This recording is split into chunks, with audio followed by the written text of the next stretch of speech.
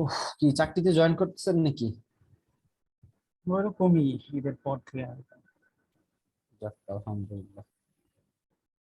তোমাদের এলাকায় আসতে পারি, কবে আসবেন, কবে আসবেন? আসেন আসেন, ট্রাই করে গ্রামীণ ব্যাংক গুলো আছে না, এই ব্যাংক গুলো।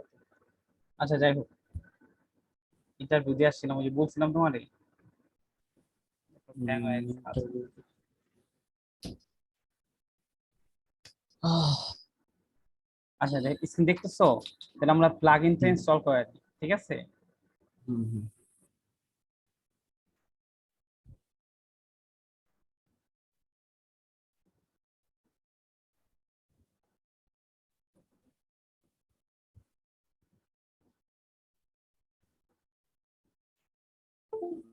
আম্মু, আমি ক্লাস করতেছি।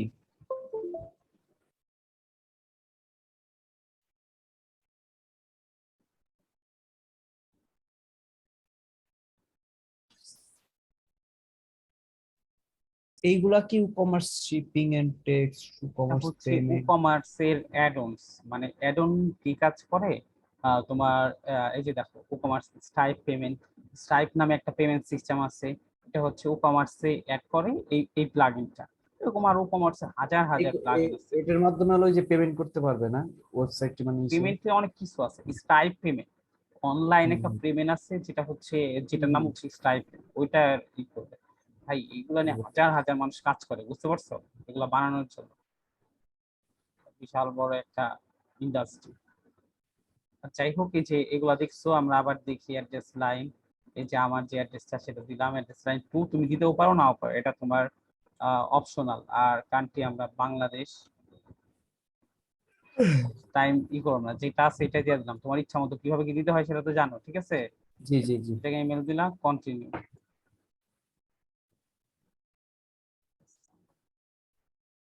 তারপর হচ্ছে এইগুলা কিন্তু এক্সপ্লেন করার দরকার নাই, ওই দিন এক্সপ্লেন করছি।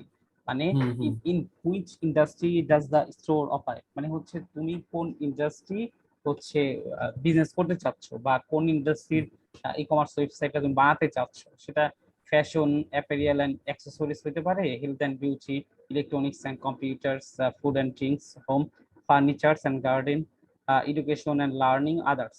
মানে তোমার এই আচ্ছা। সবগুলোর সাথে যদি না মিলে, সেক্ষেত্রে হুম, ধরো তুমি এটা তুমি কি প্রশ্ন করবে আদার্স কিসের জন্য, তাই তো? হুম, হুম। এটার অ্যান্সার তোমার আমি একবার আদার্স দিছি। তুমি দিস, ওইটা হয়তো না, কোনো ওইটা না, কিছু এই জন্য না। আচ্ছা বলো। বলতেছি যে ধরেন যে আমি এখন যে কাজ, যে জন্য এই সবটা সিলেক্ট করবো, হ্যাঁ, হুম হুম। ধরেন পরে আবার যখন আরেকটা ওয়েবসাইট করবো, তখন তো আমার আরেকটা দরকার হবে, আরেক রকম প্রোডাক্টস। অবশ্যই তুমি একটা তখন আমি কি করবো? ওয়েবসাইটে একটা ই-কমার্স ইনস্টল করতে পারবা। একটা ওয়েবসাইটে একাধিক ই-কমার্স প্লাগইন ইনস্টল করতে পারবে না। তুমি জি, যখন জি। তোমার ক্লায়েন্ট যে টাইপের ওয়েবসাইট চাবে, তুমি সেটা হ্যাঁ, দিবা। আমি এর জন্যই তো এটা এক্সপ্লেন এক্সপ্লেন হ্যাঁ, করে দিছি। বুঝতে পারছি। আচ্ছা যাই হোক, আমার এটা দিয়ে কন্টিনিউ দিলাম, তারপরে দেখো কি আছে। তো এই যে এই পার্টটা, hot type of products will be listed, মানে হচ্ছে তুমি কোন টাইপের প্রোডাক্ট তুমি সেল করবা, সেটা physical product, downloads product, subscription, memberships, booking, bundles, customisable products. তো ফিজিক্যাল প্রোডাক্টস মানে হচ্ছে তোমার ফিজিক্যালি যেগুলো ধরা যায়, যেমন হচ্ছে হুম, জামা হুম, হুম। কাপড় এইগুলা। আর ডাউনলেবল প্রোডাক্ট, এই যে ভিডিও টিডিও, এগুলো হচ্ছে ডাউনলেবল প্রোডাক্ট, এগুলো কিন্তু একটা প্রোডাক্ট। তারপর অনেক জায়গায় সাবস্ক্রিপশন সিস্টেম থাকে, যে তুমি যদি সাবস্ক্রিপশন করো 1 মাসের জন্য এই জিনিসটা ইউজ করতে পারবা, বা মাসের জন্য এই জিনিসটা ব্যবহার করতে পারবা। তারপর মেম্বারশিপ, বুকিং, এই টাইপের জিনিসগুলো থাকে। যাই হোক, আমরা দিলাম ফিজিক্যাল প্রোডাক্টস। তারপরে হচ্ছে how many products do you plan to display, কতগুলা প্রোডাক্ট তুমি ডিসপ্লে করতে চাও, আমরা 1000 প্লাস দিলাম। আর তুমি কি কাইন্ডলি কোথাও হচ্ছে তুমি সেল করতেছো কিনা, আর যদি সেল করো এই যে অপশনগুলো আছে, অপশনগুলো দিয়ে দিবা। আর যদি কোথাও সেল না করো, সেক্ষেত্রে নো দিয়া I am selling a pay store for a client.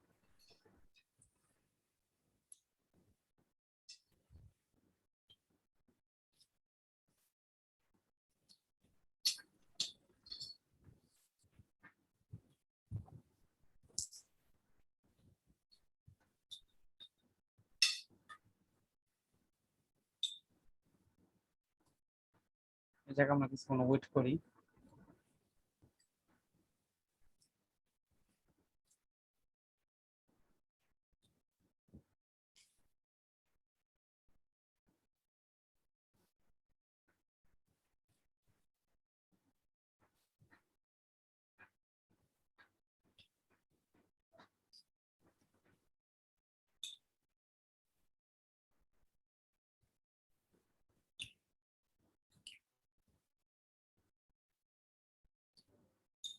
দেখো এটা হয়ে গেছে। এখন হচ্ছে ই কমার্স কিছু হচ্ছে তোমার আছে, থিম আছে, যে থিম গুলা তোমাকে কি করবে জানো, একটা readymade e commerce site provide করবে। তুমি জাস্ট হুম, কাস্টমাইজেশন করে তোমার যে কন্টেন্ট গুলো আছে সেই কন্টেন্ট গুলা বসা নিতে পারবা এই জিনিসটা। কিছু জনপ্রিয় ই কমার্স থিম আছে, যেমন হচ্ছে তোমার মার্টফুরি, ফুডমার্ট, তারপর হচ্ছে ইলেকট্রো, এই টাইপের অনেকগুলা জনপ্রিয় থিম গুলো আছে, যেগুলার অনেকগুলা হচ্ছে ডেমো আছে। তুমি একটা ডেমো ইনস্টল করো, তোমার মতো করে কাস্টমাইজেশন করে নিতে পারবা, ঠিক আছে। আর যাই হোক, আমরা এই যে স্টোর ফ্রন্ট এই এই এই উম, যে ই কমার্স তোমার থিমটা আছে সেটা ইউজ করব আপাতত দেখার জন্য আমরা এই থিমটা ইউজ করব। আচ্ছা ভাই, একটা এই যে প্রজেক্ট হবে হচ্ছে বলো বলো। এলিমেন্টর দিয়ে আমি সব কন্টেন্ট গুলো কাজ করি, তারপর কমার্স দিয়ে কাজ করবো না? কমার্স আর এলিমেন্টর দুটার কাজ দুই রকম। ই কমার্স হচ্ছে ও। একটা ই কমার্স প্লাগইন, আর হচ্ছে এলিমেন্টর হচ্ছে একটা পেজ বিল্ডার। এলিমেন্টর আর ই হুম, কমার্সের সাথে, এলিমেন্টর দ্বারা তুমি কি করতে পারো, একটা পেজ হচ্ছে তুমি ই করতে পারো, একটা পেজ তৈরি করতে পারো। বানাতে পারে। ওই জায়গায় হচ্ছে তুমি ই কমার্সের বিভিন্ন নিয়েও কাজ করতে পারো, বুঝতে পারছো? ওইটা জি সমস্যা জি। নেই।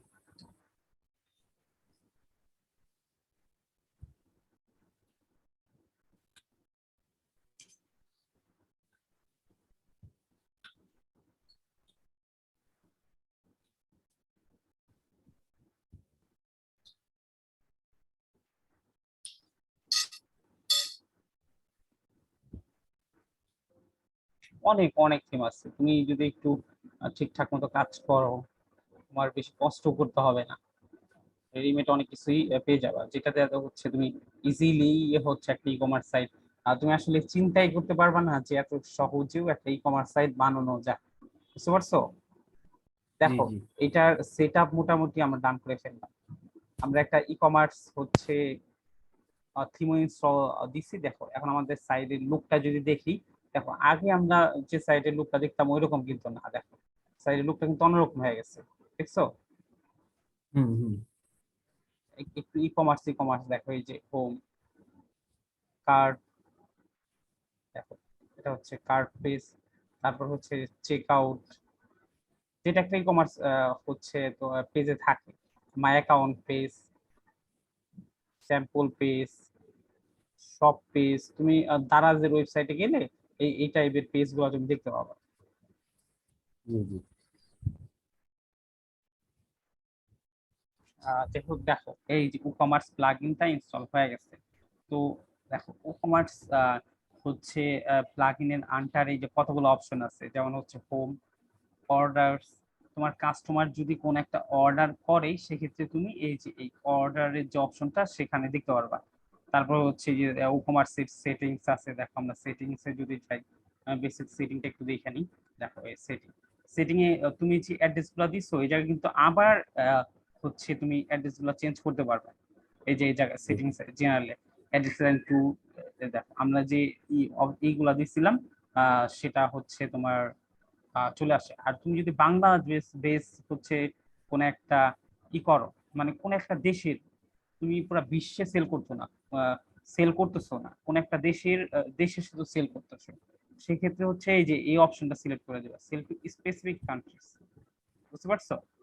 আর তুমি যদি জি জি। চাও সেল টু অল কান্ট্রিজ, মানে বিশ্বের যতগুলা কান্ট্রি আছে সব কান্ট্রিতে সেল করতে, এই অপশনটা সিলেক্ট করবা। আর তুমি যদি চাও হচ্ছে sell to all countries except for মানে হচ্ছে তুমি সব কান্ট্রিতে সিলেক্ট মানে বিক্রি করতে চাও, মানে তোমার ই কমার্স প্রতিষ্ঠানটা পরিচালনা করতে চাও, বাট একটা কান্ট্রি বাদে, যেমন হচ্ছে ধরো বাংলাদেশের কান্ট্রি বাদে, এরকম যদি হয়, বা আফগানিস্তান বাদে, সেক্ষেত্রে তুমি এই যে এই অপশনটা, বা একাধিক কান্ট্রি কিন্তু এই জায়গা থেকে করে দিতে পারো। তার মানে হচ্ছে এই কান্ট্রি গুলাতে তুমি সেল করবে না, যেগুলো সিলেক্ট করে তুমি দিচ্ছ এই কান্ট্রি গুলাতে তুমি সেল করবা না, বুঝতে পারছো? জি জি জি। দেখো, তারপর হচ্ছে shipping locations, ship to all countries, specific countries, disable shipping.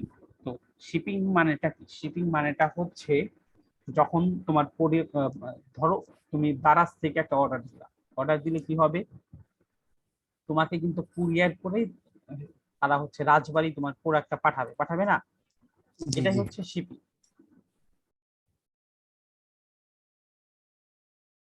তারপর হচ্ছে enable tax rates and calculation, যেমন আমেরিকান যে দেশগুলো আছে জায়গা তোমার এই ট্যাক্স তারপরে এইগুলোর উপর খুবই কড়াকড়ি, তোমার অবশ্যই ট্যাক্স দিতে হবে।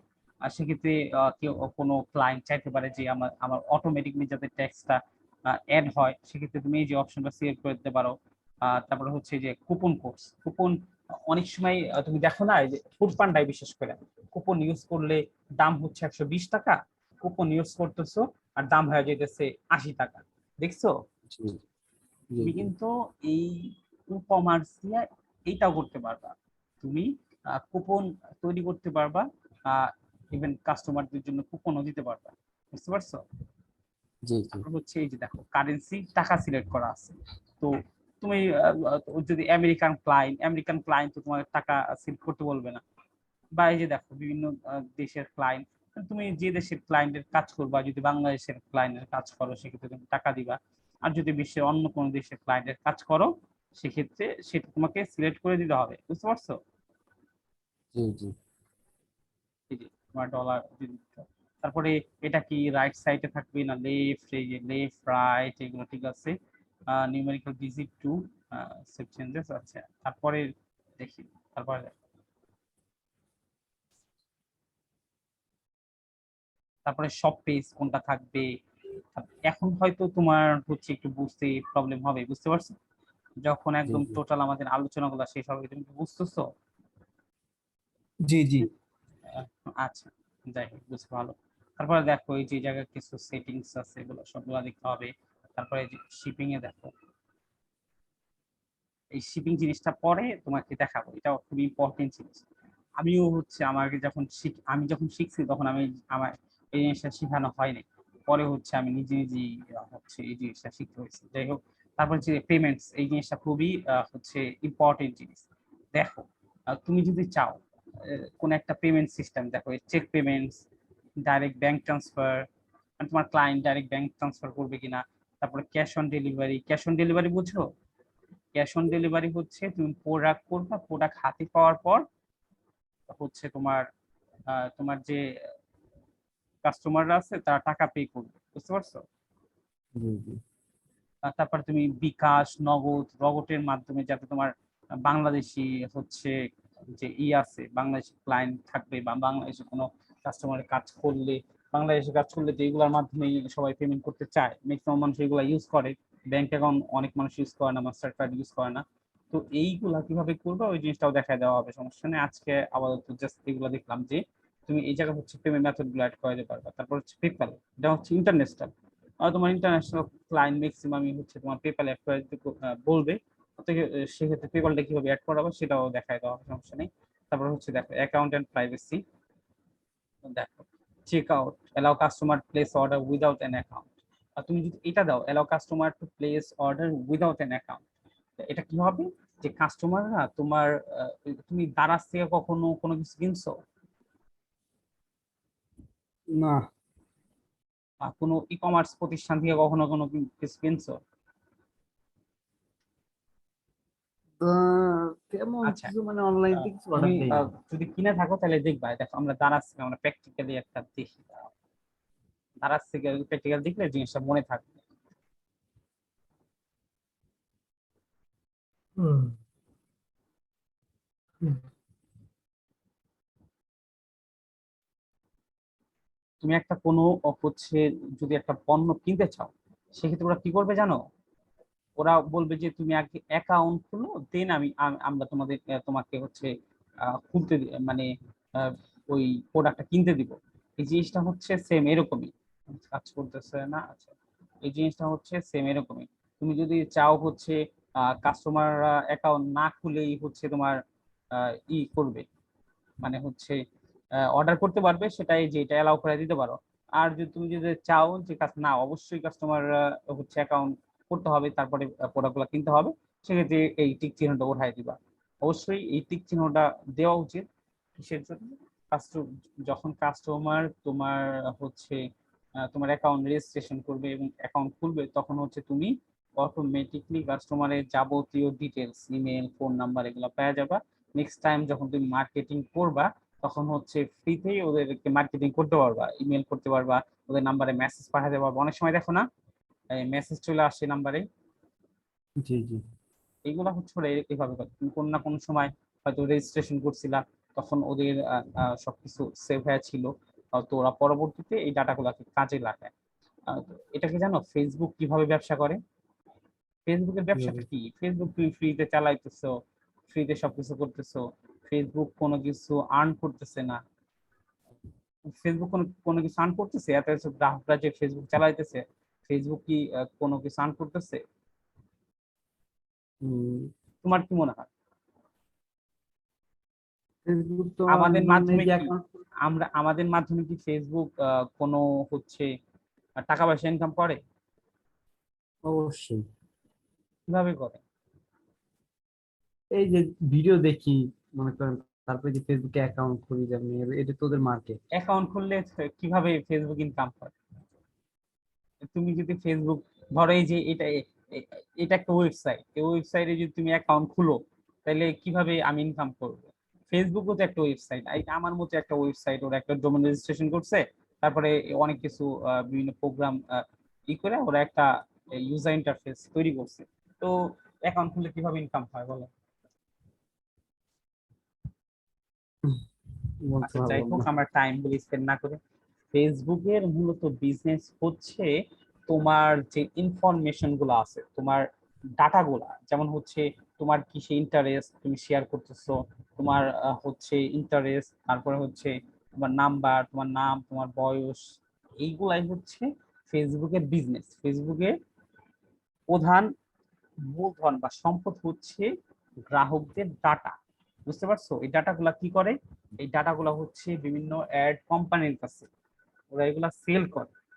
সেল করার মাধ্যমে ওরা হচ্ছে একটা, মানে বর্তমানে বিশ্বের অন্যতম ধনী হয়ে গেছে শুধু গ্রাহকের হচ্ছে তোমার তথ্য, তথ্য হচ্ছে তোমার মানে তথ্যগুলা নিয়ে। তো এখন এই ডিজিটাল ওয়ার্ল্ডে যে কোম্পানির কাছে যতগুলা ডাটা আছে তারা হচ্ছে ততই শক্তিশালী। বুঝতে পারছো? এর জন্য অবশ্যই তুমি যখন একটা ই কমার্স প্রতিষ্ঠান খুলবা, তোমার এই জিনিসটা চিন্তা করতে হবে যাতে আমি অনেক অনেক কাস্টমারকে ডাটা কালেক্ট করতে পারি। বুঝতে পারছো? যাতে মার্কেটিং করতে তোমার সুবিধা হবে। জি জি। আচ্ছা, যাই হোক, এই জিনিসটার জন্য এত এক্সপ্লেন করলাম। আচ্ছা যাই, তারপর ইমেল দেখি। আর নিউ অর্ডার টর্ডার হইলে কোথায় ইমেল যাবে, এই জিনিসটা হচ্ছে এই যে জায়গা। তারপর হচ্ছে ইন্টিগ্রেশন, দেখো Jio location, max fine Jio location গুলো অ্যাড করা যায়। তারপরে যে পেজ সেটআপ, এই জায়গা থেকে তুমি পেজ সেটআপ করতে পারবা। তোমার কার্ড পেজ কোনটা হবে, চেক আউট পেজ কোনটা হবে, মাই অ্যাকাউন্ট পেজ কোনটা হবে, টার্মস এন্ড কন্ডিশন পেজ কোনটা হবে, এগুলা হচ্ছে তুমি এই জায়গা থেকে সেট করতে পারবা। বুঝতে পারছো? চেক আউট পেজ এগুলো তো এখন বুঝতেছি না, আমি জাস্ট দেখাই দিচ্ছি কোনটা চেক আউট পেজ, কোনটা মাই অ্যাকাউন্ট পেজ, সম্পূর্ণ দেখানো হবে, টেনশনের কোনো কারণ নেই।